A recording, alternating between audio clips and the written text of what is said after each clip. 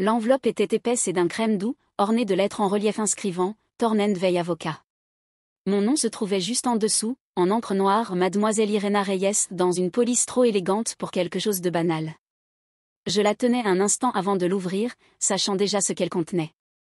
Non pas parce que quelqu'un me l'avait dit, mais parce que j'avais senti quelque chose se dérober le matin où grand-père est décédé, comme la charnière d'une vieille porte qui cède enfin. Au petit déjeuner, ma mère l'avait annoncé avec sa certitude tranchante habituelle. Le testament de Grayson sera lu la semaine prochaine. C'est formel, bien sûr, mais Selena est la bénéficiaire principale. Tu n'as pas besoin de t'habiller pour une déception. Je ne répondis pas. J'avais appris depuis longtemps qu'argumenter avec elle, c'était comme jeter des mots au fond d'un puits, ils ne revenaient jamais. La lettre confirmait ses propos. Une lecture aurait lieu. Ma présence était sollicitée. Je passai mon doigt sur la date et l'heure. Une ligne ressortait, vous avez été désigné comme partie intéressée. Je posai la lettre près de mon café, la vapeur s'élevant doucement entre les lignes. J'entendais déjà la voix de mon père dans ma tête, ne t'humilie pas en te présentant à quelque chose dont tu n'as jamais fait partie. Il ne voulait pas être cruel, du moins pas directement. Mais parfois, l'absence de croyance blesse plus qu'une insulte. Je n'étais pas la vedette. Je n'étais pas Selena. Je ne l'avais jamais été. Pourtant, je pensais à la véranda de grand-père, à la fois où il avait posé un vieux livre sur mes genoux et dit « Ceux qui s'assoient avec toi dans le silence, ce sont ceux qui restent. » Il ne s'agissait pas vraiment d'héritage. Pas vraiment. Je n'attendais ni argent, ni reconnaissance ni même un simple signe d'attention. Mais malgré tout, je pliai soigneusement la lettre, la glissai dans la poche de mon manteau, et entourai la date dans mon agenda. Peut-être n'étais-je pas censé avoir d'importance dans cette pièce, mais j'allais y être. Quand nous étions enfants, le nom de Selena résonnait dans chaque couloir de la maison, comme s'il était brodé dans le papier peint. Selena a obtenu le premier pupitre dans l'orchestre. La prof de Selena dit qu'elle est surdouée. L'audition de Selena s'est parfaitement passée. Nos parents parlaient d'elle comme si elle était déjà quelqu'un d'important, comme si tout ce qu'elle touchait se transformait immédiatement en quelque chose de brillant et de précieux. Je ne l'ai jamais vraiment enviée. Pas vraiment. J'ai juste appris à vivre dans les interstices de son projecteur. Pendant qu'elle montait sur scène et posait pour des photos, je trouvais des coins de silence, les marches à l'arrière avec un livre, le garage avec les vieilles boîtes à casse-tête de grand-père. Un jour, ma mère m'a surprise en train de lire à table et m'a dit « Pourquoi tu n'essaies pas, juste une fois, de rejoindre le monde ?» J'ai essayé, mais ça n'a jamais pris. Je n'étais pas assez bruyante, pas assez impressionnante, pas assez Selena. Grand-père était le seul à ne pas me demander d'être plus audible. Il me passait de petits cadeaux, une vieille boussole de poche, un globe craquelé, une carte des sentiers qu'il n'avait jamais eu le temps de parcourir. « Voyons où cela t'emmène », disait-il. Et je passais des après-midi à tracer des lignes sur des lieux où je n'étais jamais allé, sentant qu'il comprenait peut-être comment mon esprit vagabondait. Il n'a jamais dit que j'étais spéciale. Il n'en avait pas besoin. La dernière fois que je l'ai vu, c'était un dimanche, début octobre. Je lui avais apporté une boîte de thé que j'avais trouvée dans une petite boutique du centre-ville, du genre à la bergamote et aux écorces d'orange séchées. Il prépara 2 tasses sans me demander ce que je voulais. Nous nous assîmes sur sa véranda alors que les feuilles tourbillonnaient dans la cour, silencieux tous les deux, dans cette tranquillité que peut connaître une relation où rien n'a besoin d'être réparé. Personne ne sut jamais pour cette visite. Il n'y eut ni photo, ni annonce. Il ne m'a rien dit sur le testament. Il ne m'a vraiment rien dit, en fait. Mais à mon départ, il me serra la main et dit « Tu te présentes toujours sans vouloir être vu. C'est plus rare que tu ne le crois. » Cela resta avec moi, non pas parce que c'était un éloge, mais parce que cela ressemblait à une permission. Permission de continuer à apparaître tel que j'étais, même si personne d'autre ne le remarquait. Maintenant, alors que je posais une robe noire simple sur mon lit et que je rangeais un manteau avec des boutons manquants, je ne me sentais ni prête ni importante. Je ne me sentais pas héritière de quoi que ce soit. Mais quelque chose de plus profond me poussait. Ce n'était pas un sentiment de droit, juste une sensation discrète que je devais être là. Pas pour eux, pas même pour moi, pour lui. La chapelle se dressait au sommet d'une petite colline, ses murs de pierre humide de gel matinal. J'arrivai juste avant le début du service, en manteau de laine sobre qui sentait encore le cèdre de mon placard. Le vent mordait mes mains quand j'entrais, chassant le froid de mes manches. Selena était déjà là, enveloppée dans de la soie noire élégante, ses talons bien trop hauts pour l'hiver. Les gens se pressaient autour d'elle comme si elle était la veuve plutôt que la petite fille. Elle ne me vit pas tout de suite ou fit semblant de ne pas me voir. Je souris à l'huissier. Je suis ici pour Grayson Reyes. Il hésita un instant de trop, puis me désigna l'allée latérale. Vous pouvez vous asseoir là. Les bancs étaient pour la plupart remplis de visages que je reconnaissais de loin. Des voisins d'antan, des amis de la famille, des gens du cabinet. Mes parents étaient assis au deuxième rang, Selena à côté, penchée vers elle alors que ma mère lui murmurait quelque chose à l'oreille. Je trouvai une place près du fond. Personne ne vint me rejoindre.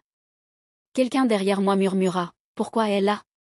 Un autre répondit « Je pensais qu'elle avait coupé les ponts il y a des années. » Je ne me retournai pas. Les chuchotements me frôlaient comme le vent dans les arbres tranchant mes familiers. L'urne était posée devant, petite et sombre, et si différente de l'homme que je connaissais. À côté, une photo de grand-père d'il y a des années, devant la cabane, les gants de travail aux mains, souriant comme s'il n'aurait pas dû. Un hymne que je ne connaissais pas fut joué. Le pasteur parla d'héritage et de foi, mais mes yeux restèrent fixés sur la photo. Je songeais à cet après-midi silencieux sur la véranda, celui que personne ne connaissait, celui qui n'avait pas besoin d'être expliqué. La douleur est une drôle de chose.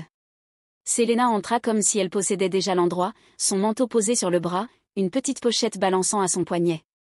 Ce n'est qu'une formalité, dit-elle assez fort pour que je l'entende. Et grand-père savait à qui revenait quoi. Nos parents s'assirent à ses côtés. Ma mère avait ce même air pincé qu'elle arborait au mariage et aux audiences, à parts égales fierté et spectacle. Je ne me plaçai pas près d'eux. Je choisis la chaise la plus proche de la fenêtre, à l'écart du groupe.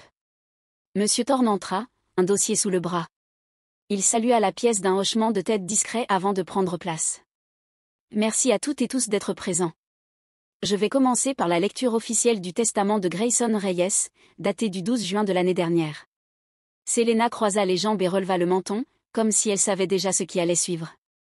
Les mots se déposèrent sur la table comme de la poussière, doux mais indéniable. Mon pouls accéléra, mais je ne bougeais pas. Il ajusta ses lunettes et continua à lire. Et juste comme ça, l'air dans la pièce commença à changer. La voix de Monsieur Thorne était calme, presque trop calme. À ma petite fille, Irena Reyes, dit-il, je lègue la participation majoritaire dans Reyes Développement, ainsi que 53,5 millions de dollars en actifs personnels et d'investissement. Les mots ne firent pas tout de suite effet. Ils restèrent suspendus dans l'air, en attente, comme si quelqu'un devait d'abord les revendiquer pour qu'ils deviennent réels. Le silence s'étira, mince et tendu. Selena cligna des yeux une fois, puis une autre. « Quoi » dit-elle, comme si elle avait mal entendu. Ma mère émit un petit bruit étouffé. Mon père se renversa dans son siège, comme si quelque chose de lourd venait de lui tomber sur la poitrine. Personne ne me regardait. Monsieur Thorne poursuivit sa lecture, imperturbable. Cela inclut 62% de propriété dans toutes les entités de l'entreprise, le pouvoir de vote au conseil d'administration, et la pleine discrétion quant à la direction future et à l'allocation des actifs. Selena se leva brusquement, sa chaise raclant le parquet. Il doit y avoir une erreur. Il n'y a aucune erreur, répondit calmement Monsieur Thorne. Votre grand-père a fait ces modifications en personne, en présence de témoins, et elles ont été notariées. Il était parfaitement lucide. Mes mains étaient toujours croisées. Je n'avais pas bougé. Mon cœur battait contre mes côtes, comme s'il voulait fuir ce que je venais d'entendre. Il n'a jamais rien dit, cracha Selena. Il ne l'aimait même pas. Il la mentionnait à peine. Monsieur Thorne referma doucement le dossier. Il a laissé un court addendum à lire à la famille. Il baissa les yeux et lut une dernière phrase, cette fois sans ton juridique, seulement avec une intention paisible. C'était la seule à être venue sans appareil photo. Le silence retomba, plus lourd cette fois, chargé d'une clarté que personne n'attendait. Selena semblait abasourdie. Pas encore furieuse, juste incrédule. La bouche de ma mère s'ouvrit légèrement, figée entre le déni et l'outrage. Mon père me regarda, vraiment regardé, pour la première fois depuis des années. Son regard ne s'adoucit pas, il se contenta de rester posé.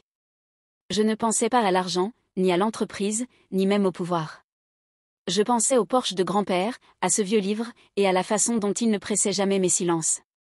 Je pensais à ce dimanche que je n'avais jamais raconté à personne, parce que je n'en avais pas eu besoin. Selena reprit enfin la parole. Ce n'est pas juste. Je la regardai, calme et posée. Ça n'était pas censé l'être. Monsieur Thorne se leva en rassemblant les documents. Il y a un dernier élément que Grayson m'a demandé de vous transmettre. Une lettre personnelle. Elle vous est adressée, Irena. Il me tendit une enveloppe scellée, dont l'écriture m'était immédiatement familière. Je la glissai dans la poche de mon manteau, incertaine d'être prête à l'ouvrir, mais je savais que je le ferais, simplement pas devant eux. J'ai attendu d'être seule. Pas seulement loin du bureau, mais dans cette petite chambre de motel où j'avais passé la nuit précédente, avec le radiateur qui grinçait et des rideaux qui ne se rejoignaient pas. Je me suis assise au bord du lit, l'enveloppe sur les genoux, la retournant une fois, puis une autre. Son écriture était stable. J'ai suivi du doigt le « I » majuscule de mon prénom avant de finalement briser le sceau. À l'intérieur, 3 pages pliées. Pas de date, pas de « cher », juste mon prénom suivi de ces mots. Irena. Tu n'as jamais rien demandé, mais tu m'as donné quelque chose qu'aucun d'eux n'a pu m'offrir, du temps sans attente. Je t'ai vu grandir dans les coins silencieux d'une maison trop bruyante pour t'entendre. Eux mesuraient l'amour en applaudissements. Toi, tu le mesurais en présence. Ce dimanche où tu es venu sans discours, sans mise en scène. Tu as juste apporté du thé et tu t'es assise avec moi. Personne d'autre ne le savait, et tu ne l'as jamais raconté. Ça m'a tout dit. Je me suis arrêtée, le souffle court. L'air me parut plus léger, comme s'il était là à nouveau, juste pour observer, sans rien attendre en retour. J'ai modifié mon testament la semaine suivante. Pas par rancune. J'aime aussi Selena, à ma manière. Mais elle ne restait jamais sans qu'un objectif soit braqué sur elle. Elle a mémorisé chaque facette de mon héritage sauf la seule qui comptait vraiment, le temps qu'il a fallu pour le bâtir. Tu m'as un jour demandé pourquoi je gardais toutes ces cartes et ces carnets. Tu n'as pas ri quand j'ai dit que j'aimais savoir où les choses avaient été, pour mieux deviner où elles allaient. J'ai souri malgré moi. Il avait dit ça. Je me souviens avoir trouvé étrange qu'un homme aussi pragmatique croie encore à la direction sans garantie. Je me fiche de ce que tu fais de l'entreprise. Garde-la, vends-la, change-lui de nom. Ce que je te lègue n'est pas matériel. C'est de la confiance. La confiance que quelqu'un qui se présente discrètement, sans chercher à être vu, est exactement le genre de personne qui doit tenir la lumière quand les autres ont oublié où était l'interrupteur. La dernière phrase était écrite plus lentement, les boucles plus larges, les lignes légèrement penchées. Ils te diront que tu ne le mérites pas, mais moi j'ai vu ce que le monde récompense et ce qu'il oublie. Je choisis de me souvenir de toi. Avec amour. Grand-père. Je repliai la lettre avec soin, marquant les plis avec le tranchant de ma main. Puis je la remis dans l'enveloppe et la glissai sous mon oreiller. Ce n'était pas une validation que je ressentais. C'était une reconnaissance douce et ferme, comme le sol sous tes pieds après avoir cru marcher sur du verre. Je suis retournée au bureau le lendemain matin pour finaliser les papiers. Monsieur Thorne m'avait demandé de venir seul.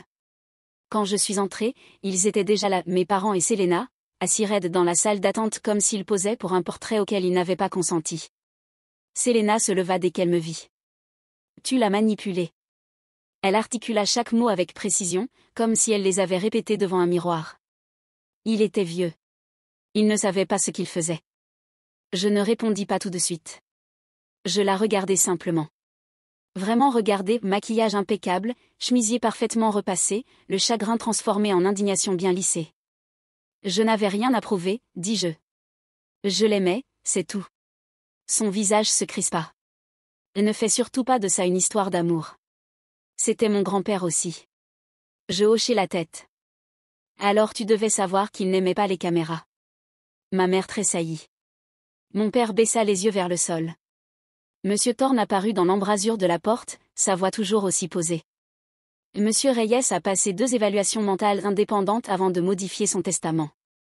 Les 2 ont confirmé sa pleine capacité. Ses instructions étaient délibérées et précises.